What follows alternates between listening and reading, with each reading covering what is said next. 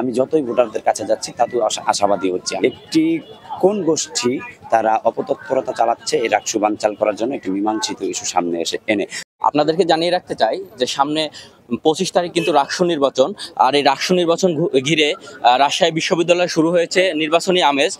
আমরা এখানে সরাসরি কথা বলতে চাই যিনি ছাত্র দলের মনোনীত প্রার্থী, ভিপি প্রার্থী জনাব শেখ নূর উদ্দিন। আপনি বলবেন যে সামনে তো ভোট, এই ভোট নিয়ে আসলে কেমন আপনার প্রচারণা চলছে?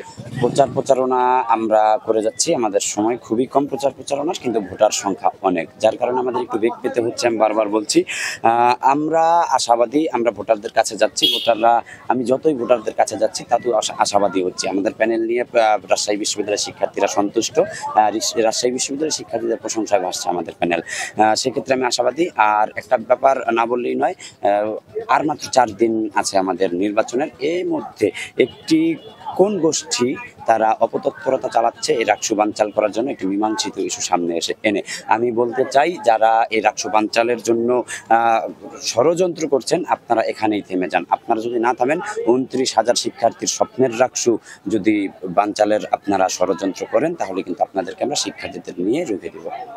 ধন্যবাদ আপনাকে। আমরা কথা বলছিলাম এখানে যিনি ছাত্র দলের মনোনীত প্রার্থী নূরের সঙ্গে। আমরা দেখতে পাচ্ছি যে এই পাশে শিবিরের মনোনীত প্রার্থী জাহিদ, তিনিও কিন্তু ভোটের যোগান দিচ্ছেন এবং ভোট চাইছেন। আজকে ছুটির দিন যদিও, তারপরেও কিন্তু এখানে ভোটের যোগান দিচ্ছে। আমরা সরাসরি কথা বলবো তার সঙ্গে। ভাই, আপনি বলবেন যে সামনে তো নির্বাচন, এই নির্বাচন ঘিরে আপনি কেমন ছাত্রছাত্রীদের সাড়া পাচ্ছেন? নির্বাচনটা, রাকসু নির্বাচনের অপেক্ষাটা দীর্ঘতর হওয়ার কারণে 35 বছর ধরে অপেক্ষা করতেছে শিক্ষার্থীরা।